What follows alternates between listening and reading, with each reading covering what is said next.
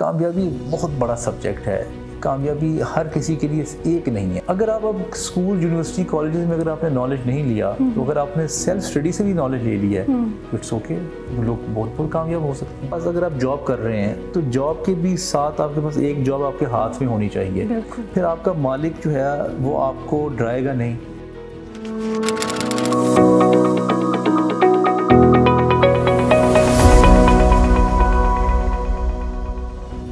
अस्सलाम वालेकुम, spark digital के साथ में हूँ आपकी होस्ट सादिया बुखारी। नाज़रीन, आजकल सोशल मीडिया पे कोई जर्नलिस्ट है, कोई ट्रेनर है, कोई मोटिवेशनल स्पीकर है, लेकिन इसके बरअक्स हकीकत कुछ और नज़र आती है।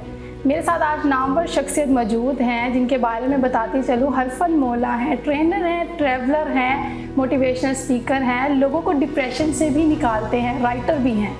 जी, मैं बिल्कुल बात कर रही हूँ अली अब्बास साहब की। आइए जानते हैं अली अब्बास साहब के बारे में। अस्सलाम वालेकुम सर, कैसे हैं आप? बिस्मिल्लाहिर्रहमानिर्रहीम, अल्लाहुम्मा सल्ली अला मुहम्मदिन व अला आलि मुहम्मदिन व बारिक वसल्लम। वालेकुम अस्सलाम सादिया जी, मैं बिल्कुल ठीक हूँ, thank you so much sir, आपने अपना कीमती वक्त हमें दिया। सर, आप गुज़श्ता कुछ सालों से, तकरीबन 15 सालों से आप इस प्लेटफॉर्म पे काम कर रहे हैं, लोग आपको देख रहे हैं। अली अब्बास अपनी शख्सियत में कौन है और क्या है?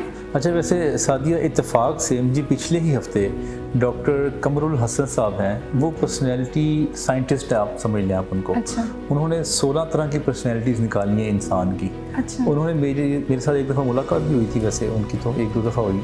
उसके बाद उन्होंने मेरे कुछ लेक्चर्स देखे, कुछ मेरे इंटरव्यूज़ देखे और उन्होंने मुझे मेरा पर्सनैलिटी एनालिसिस करके बताया कि आप डिस्कवरर हैं। तो और डिस्कवरर में उन्होंने कुछ ऐसी बातें बताई कि जो कि बिल्कुल मेरी पर्सनैलिटी के साथ मैच करती थी।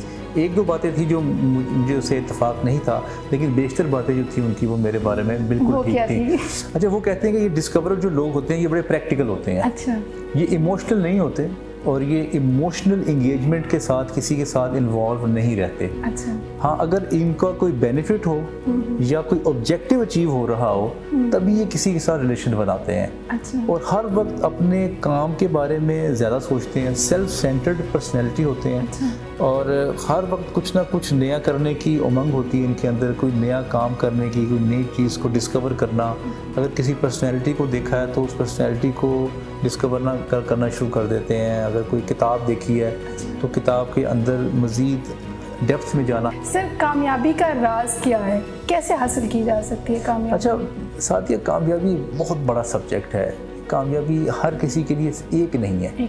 बहरहाल पैसा ज़रूर कहा जाता है कि ये पैसा सबके लिए इसको एक इकाई बना दी गई है कि ये एक कामयाबी, इसको आप कह सकते हैं। लेकिन मुझे ये लगता है कि जो इंसान, पैसा होना ज़रूर चाहिए। आपकी ज़िंदगी की जो कंफर्ट्स हैं, जो आपकी ज़िंदगी गुजारने के तरीके हैं, अगर आपका किचन अच्छा तरीके से चल रहा है, आपके पास ट्रांसपोर्टेशन अच्छी है, आपकी नीड्स पूरी हो रही हैं, तो इस हद तक तो पैसा होना चाहिए। लेकिन जो बहुत ज़्यादा और उससे ज़्यादा पैसा है वो एक तो खर्च भी नहीं आप इंसान कर सकता, वो बैंकों में ऊपर नीचे बढ़ रहा होता है। लेकिन जो मैंने हिसाब लगाया ना, जो ज़्यादा जो इस वक्त मुझे लगता है कि कामयाबी जो है वो सेहत है। बिल्कुल। अगर आपकी सेहत सादी अच्छी है तो आप सब कुछ एंजॉय कर सकती हैं। इधर अभी आपको बुखार हो, आपका गला ख़राब हो, आपका ना इंटरव्यू करने को दिल करेगा, ना इतना देखें, इतना प्यारा मौसम है, आपको मौसम भी बुरा लगेगा। अगर आप कोई मूवी देख रही हैं आपको वो मूवी भी नहीं देखी जाएगी आपसे। अच्छा। तो सेहत अगर मेरे ख्याल से जिसकी बेहतर है, बाकी वो क्राइसिस ज़िंदगी के ऊपर नीचे होते रहते हैं, वो उसको कवर कर ले। मतलब आपका जो मानना है कि सेहत अगर अच्छी है तो कामयाबी आपके कदमों में है। हाँ, लेकिन सेहत मेंटल भी और फिजिकल भी, दोनों सेहत में। ठीक है। अगर जो दिमागी तौर पे, ज़हनी तौर पे जो लोग कमज़ोर होते हैं वो लोगों के इन्फ्लुएंस में आ जाते हैं। वो ये कहते हैं कि वो मेरे बारे में क्या सोच रहा है, वो मेरे बारे में क्या कह रहा है, उसको बुरा ना लग जाए, उसको अच्छा ना लग जाए। तो फिर कॉन्फिडेंस नहीं है तो इसका मतलब ये है कि वो ज़हनी तौर पे कमज़ोर है। ठीक है। ज़हनी और जिस्मानी सेहत की बात कर रहा हूँ। ओके सर, यहाँ मेरा एक सवाल जहन में और आया है कि तालीम के बगैर कामयाबी हासिल की जा सकती है? हाँ जी, बिल्कुल। बहुत सारे लोग ऐसे हैं जो कैसे सर? अब तालीम को आप, मुझे नहीं पता कि डिग्रियां कह रही हैं या आप तालीम को क्या समझ रही हैं। डिग्री, स्किल्स आप ले लें जो। हाँ, इसमें कोई बड़ी बात नहीं। बहुत सारे लोग हैं दुनिया में जिन्होंने बहुत बड़े मुकामात बनाए हैं और वो कामयाब भी हैं। मतलब किसी वो स्टडी करते हैं, वो सेल्फ स्टडी पे बिलीव करते हैं। हाँ, किताबें पढ़ लेते हैं, या वो किसी अल्लाह वाले की महफिल में बैठ जाते हैं, या किसी बुज़ुर्ग के साथ वक्त गुजारते हैं, या सेल्फ स्टडी करते हैं, ट्रैवल करते हैं। तो इससे भी आपको नॉलेज मिल जाता है। देखिए साथिया, अल्टीमेटली आपका पर्पस है नॉलेज लेना। बिल्कुल। अगर आप अब स्कूल, यूनिवर्सिटी, कॉलेजेस में अगर आपने नॉलेज नहीं लिया, तो अगर आपने सेल्फ स्टडी से भी नॉलेज ले लिया है, इट्स ओके, लोग बहुत कामयाब हो सकते हैं। सर, आपकी कामयाबी का राज क्या? माशाल्लाह डिफरेंट शोबाजात से मुंसलिक हैं, काम कर रहे इतने अरसे से, आपकी कामयाबी का क्या राज है? मैं ना लाइफ को एंजॉय करता हूँ। ओके। और मैंने ज़िंदगी में ये सीखा है कि आप ज़िंदगी में लोगों की लाइफ में वैल्यू ऐड करें।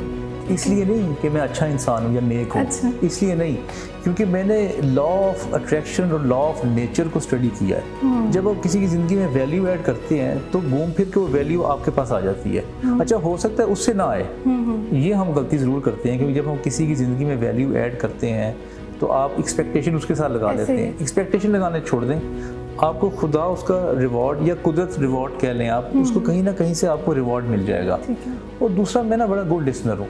मैं बड़े आराम से लोगों की बात तहम्मुल से सुनता हूँ, उनके साथ गपशप लगाता हूँ, उनके साथ वक्त गुजारता हूँ, और मूवीज़ देखता हूँ, ट्रैवल करता हूँ, और रोमांस करता हूँ, और मैं एंजॉय करता हूँ लाइफ को। मैं कोई लाइफ में बहुत ज़्यादा बड़े एम्स नहीं रखता। तो आपका मानना है कि जो अच्छा सुनता है, अच्छे से सुनता है, वो उसके लिए कामयाबी की वो की है एक। अच्छा। क्योंकि जब आप अच्छा सुनने वाले हैं तो लोग आपके साथ एंगेज होना शुरू हो जाते हैं। आपने गौर किया होगा कि आपकी भी सहेलियां होंगी, जब आपने यूनिवर्सिटी लाइफ में पढ़ा आपने, उन लोगों के पास लोग ज़्यादा बैठना पसंद करते हैं जो स्टोरी सुनते हैं, जो फिर वो उनको सजेशन देते हैं। क्योंकि जब आप सुनते हैं तो आपका नॉलेज इन्हेंस होता है। जब आप बोलते हैं तो आपके दिमाग में जो चीज़ है वो बोल रहे हैं आप, तो सुनने से आपका नॉलेज बढ़ता रहता है।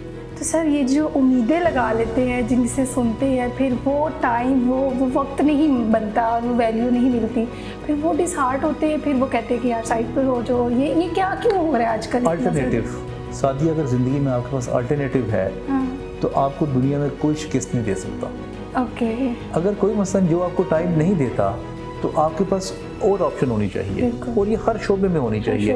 आपके पास अगर आप जॉब कर रहे हैं तो जॉब के भी साथ आपके पास एक जॉब आपके हाथ में होनी चाहिए। फिर आपका मालिक जो है वो आपको डराएगा नहीं, आप डर डर के काम नहीं करेंगे। ठीक है। जब आप डर डर के काम करते हैं तो आप क्या परफॉर्म करेंगे? तो आप जब खुल के काम करेंगे तो परफॉर्मेंस भी अच्छी करेंगे, आपकी ग्रोथ भी होगी, और आपको इस बात का डर भी नहीं होगा कि मुझे कोई निकाल दे। अगर आपकी कोई फ्रेंड है, अगर आपके साथ उसके साथ ताल्लुकात अच्छे नहीं हैं तो आपके और मज़ीद फ्रेंड होने चाहिए। सर, आपकी लाइफ में ऐसी कौन सी 3 चीज़ें हैं जो आपने किसी से शेयर ना की हो या आपको अपने अंदर बहुत अच्छी लगती हैं, और कौन सी 3 चीज़ें जो सबसे ज़्यादा आप कहते हैं बुरी हैं? अच्छा, बुरी भी बतानी है। बुरी तो देखें ये है कि मैं बहुत सेल्फ सेंटर्ड हूँ। ओके। मैं अपने बारे में सोचता हूँ और ख़ुद मैं सेल्फ लव का भी शिकार हूँ। ओके। ठीक है। और दूसरी आप ये भी बात कह सकते हैं बुरी मेरे बारे में कि मुझे ना बहुत ज़्यादा दुनिया की, लोगों की, रिश्तेदारों की फ़िक्र नहीं होती। अच्छा। मैं कहता हूँ मेरी ज़ात जो है वो ठीक रहे, बस बाकी कोई अगर जैसा भी है, I am not responsible for other people. आपने किताबें लिखी हैं, एक जगह आपके प्रोग्राम में आपने बताया था आपने 3-4 बुक्स लिखी हैं। जी जी। किस मौज़ूआत पे आपने किताबें लिखी हैं और क्या प्लान है फ्यूचर में आगे किसी टॉपिक पे मज़ीद लिखने में? अच्छा, मेरा पहला तो एक प्लान ये है कि मैंने सफ़रनामा लिखा, बल्कि कुछ ना कुछ लिखना शुरू भी कर दिया है। मैंने 17 ममालिक का मैंने विज़िट किया है, तो वो 17 ममालिक में जो जो मेरा जैसा जैसा जिस चीज़ के साथ एक्सपीरियंस हुआ वो मैं सारा लिखूँगा। और दूसरा मैंने जो लिखा है पहले वो तसव्वुफ़ पे लिखा है। अच्छा। और सक्सेस स्टोरीज़ लिखी है मैंने। ठीक है। ताकि कुछ माशरे में कुछ होप, कुछ मोटिवेशन जो है वो डेवलप हो। सर, तसव्वुफ़ के बारे में बड़ा सुना है, तसव्वुफ़ क्या है, थोड़ा सा इसको बताइए। अच्छा सादिया, मैं बिल्कुल आपको आसान तरीके से बताऊंगा। ये तसव्वुफ़ का जो कॉन्सेप्ट है वो ये है कि आप लोगों के लिए भलाई का काम करें। ठीक है। उनकी खिदमत करें, उनके दुख दर्द में शामिल हो जाएं, उनको खाना खिलाएं, और उनका राब्ता खुदा के साथ जोड़ दें। और उनकी लाइफ में अगर कोई स्ट्रेस है तो स्ट्रेस कम करने की कोशिश करें, अगर उनकी कोई परेशानी है परेशानी कम करने की कोशिश करें। और सबसे तसव्वुफ़ का जो बेहतरीन फ़लसफ़ा ये है कि तमाम लोग बराबर हैं। तमाम लोग, चाहे किसी भी रिलीजन के हों, किसी भी फ़िरके के हों, सब एक है। सर ये हमारे बड़ा रहता है दरबारों पे, मिज़ारों पे, सॉरी टू से शायद किसी को बुरा लग जाए कि ये एक लिबास पहन के और एक सूफ़ी रूप धार के कहते हैं कि ये लोग सबसे ज़्यादा तसव्वुफ़ में होते हैं। ये क्या, इस बारे में भी थोड़ा सा एक्सप्लेन कर दें। अच्छा, मैं भी देखता रहता हूँ ऐसे लोगों को जो ऐसे रूप धारते हैं, लेकिन कोई बात नहीं, अगर उनका दिल कर रहा है इस तरह कपड़े पहनने को, लंबी गाड़ियाँ रखने को या दमाल डालने को, मैं कहता हूँ ठीक है, अगर वो अपनी ज़िंदगी में खुश है। लेकिन सर जिसने ऐसा रूप नहीं धारा हुआ वो फिर भी इस तरह के काम करता है तो वो ठीक है, वो भी ठीक है। हाँ, वो भी ठीक है। अच्छा, देखिए खुदा ने, देखिए मैं बताता हूँ, अब बर्तन है ना, बर्तन धोए होंगे भी ज़िंदगी में आपने, डेफिनेटली सब लड़कियों ने धोए होते हैं। अब आप गौर करें कि बर्तन को आप अंदर से ज़्यादा अच्छे तरीके से धोती हैं या बाहर से? अंदर से ना। तो बाहर तो आपकी जो आउटलुक है ना वो मैटर नहीं करती। ओके, जो भी है आपने इंसान को अंदर से साफ करना होता है। अब अंदर से मुराद ये है कि उसके अंदर जो कीना है या वो किसी के बारे में बुरा सोचता है या वो किसी से जेलस है या वो चाहता है कि मैं इससे ज़्यादा बेहतर हो जाऊं, ये घटिया इंसान है, मैं ज़्यादा बेहतर इंसान हूँ, तो ये सोचें हैं, इससे पाक करना होता है अपने इंसान को। जैसे बर्तन को आप अंदर से इसलिए ज़्यादा साफ़ करते हैं क्योंकि उसमें हांडी पकानी है या उसमें कुछ खाना होता है। बाहर से अगर हल्का सा रह भी जाए तो आप कहते हैं कोई मसला नहीं, ये तो अंदर नहीं जा रहा ना हमारे। तो इसलिए हम सफाई को पसंद करते हैं, सफाई ही खाना चाहते हैं, और दिल भी इंसान का, दिमाग भी इंसान का साफ होना चाहिए, तो आप कंफर्टेबल रहेंगे। सर मोटिवेशनल स्पीकर और भी बहुत सारे लोग हैं, और आपने जितना मैंने आपको अभी सुना और आपको देखा और काफ़ी टाइम से सुन रहे हैं, आप में और उनमें कोई फ़र्क नहीं है। तो फिर ऐसी क्या बुनियादी वजह है कि वो पजीराई मिलनी चाहिए, आपका हक है, क्यों नहीं, ये क्यों?